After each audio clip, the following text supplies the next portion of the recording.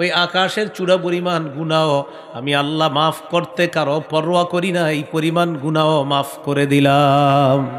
ইয়াবনা আদম ইন্নাকা লাউ আতাইতানি বিকুরাবিল আরদি খাতায়া সুম্মা আস্তাগফারতানি সুম্মা লাকিতানি লা তুশরিকু বি শাইআ লা আতাইতুকা বিকুরাবিহা মাগফিরা।